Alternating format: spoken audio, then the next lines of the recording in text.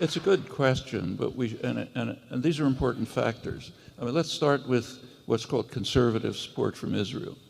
First, I think some kind of semantic hygiene is useful. There's really no conservatives in the United States. The people who are called conservatives are radical statists for the most part. That's very different from, there are a few genuine conservatives, which means something like classical liberals, but not many. What are called if you take a look at what's at the Republican Party today, which is the strongest, extreme support for Israeli policies, they have a popular base. A large part of the popular base is Christian evangelicals. They are passionate supporters of Israeli policies, and they're also extreme anti-Semites. If you take a look at they don't say it, but take a look at the doctrines, like the dispensationalist doctrines. Yeah. They're looking forward to a battle in Armageddon, where everybody gets murdered and the saved souls rise to heaven. What happens to the Jews? Well, according to some of these versions, 160,000 of them find Christ in time and they're saved. The rest are condemned to eternal damnation. How can you be more anti-Semitic than that? And in fact, their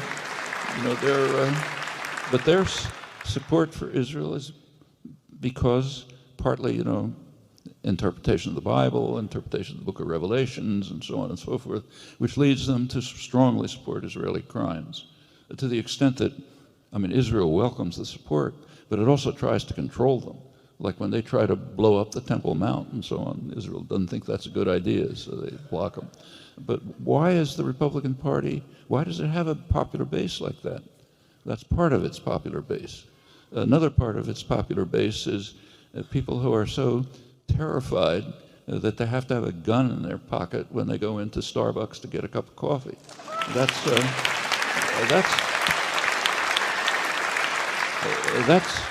something that goes way back in American history.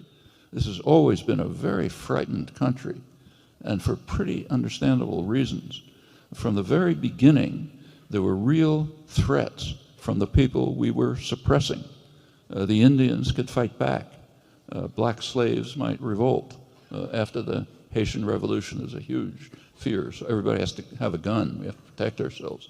And it goes on and on. Well, that's a large part of the base of the Republican Party.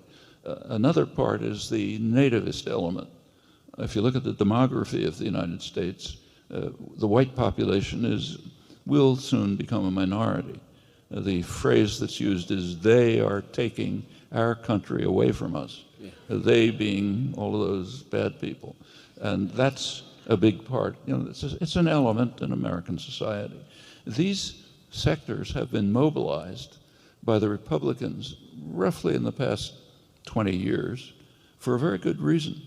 The Republican Party, since about 1995, has stopped being a parliamentary party. It's off the spectrum. They are so dedicated to service to the extreme wealth and corporate power that they cannot get votes by putting forth their own programs. So they've turned to other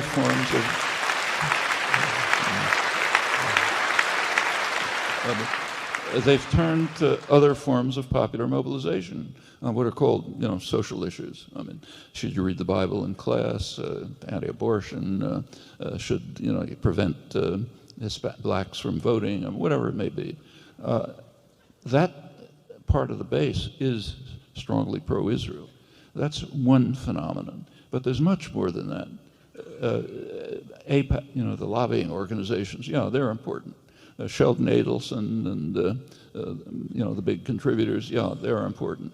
But I think there's much deeper reasons for the unique Israeli support for U.S. support for Israeli policies.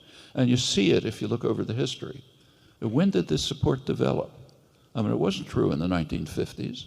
There was support for Israel, but Eisenhower didn't hesitate to force Israel out of the Sinai right before a presidential election.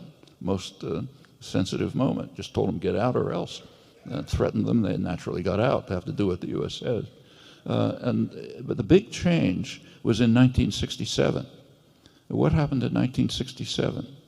There was a conflict in the Arab world between radical Islam, in Saudi Arabia, and secular nationalism, which meant Egypt. The United States pretty consistently supports radical Islam, just as the British did in the day when they ran the place. Secular nationalism is considered a threat. It might move towards independence, and that is intolerable if you're trying to run the world. Running the world is, for good reasons. You could go into it, but it is intolerable. And radical Islam has been more under control. Well, in 1967, Israel administered a lethal blow to secular nationalism. They smashed Egypt, which was the center of it. Big gift to Saudi Arabia. In fact, there was a war going on at the time between Saudi Arabia and Egypt, a kind of a proxy war in the Yemen, and Israel settled it in favor of Saudi Arabia, the main U.S. ally, the extremist, most extreme Islamic radical state, but it's where all the oil is, so that's been the U.S. ally since the 1940s. This was a major gift to the United States and its ally. You take a look, that's when American aid to Israel shot up. In 1970, you may recall, there was the government of Jordan initiated a military campaign against the Palestinians in Jordan, a real massacre. It looked for a while as if Syria might move to protect the Palestinians. The U.S. didn't want that. The U.S. was completely embroiled at that time in Southeast Asia, couldn't do a thing. It asked Israel to mobilize its forces to compel Syria to withdraw. They did, and the U.S. aid to Israel quadrupled that year. And so it continues. There's a very close strategic alliance. It extends to military and intelligence relations, which are very close.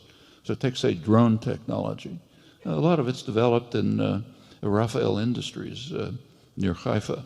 The main Israeli economy by now relies very heavily on high-tech military production and export in close relationship to the United States. Very recently, a document was released under the Freedom of Information Act demonstrating U.S. participation, tolerance, and participation in Israeli nuclear and other high-tech developments since about the 1960s. It's very close if you look at the details. There's an interesting article by William Greider that just came out about it, describing some of the details. Rafael Industry, the major Israeli military industry, is so closely linked to U.S. military industry that it has actually transferred its management headquarters to Washington, where the money is. In fact, one of the most interesting exposés from WikiLeaks listed high-level strategic locations that the United States ranked as necessary to protect at all costs. One of them was Rafael Military Industries near Haifa. Intelligence connections have been very close for a long time. These are really significant matters, basic reasons for the continuation of the close relationship. There also are cultural issues, no doubt. One is Christianity. I mean, Christian Zionism goes back before Jewish Zionism, and it's very high level. It's not just evangelicals, it's a high level phenomenon. Lord Balfour, Woodrow Wilson, more evidence that what you believe affects your actions. It does. I mean, for them, these are Bible, people read the Bible every morning. It's God said that the Jews have to go back to the land of Palestine, land of Israel. Okay, we've got to do it. This is a strong element in high-level U.S. policy. Then there's the popular base, like evangelical Christianity, mostly incidentally since about 1950. There's another relation which I can't prove. You can think about it. It seems to me possible. The United States is a settler colonial society. That's a special form of imperialism. It's true of the United States, Canada, Australia, New Zealand, specific form of imperialism which you don't just rule the colony, like say the British in India, but you eliminate the population and you settle it. Unique form of imperialism. We're a striking example of it. Well, what's Israel? It's a settler colonial society.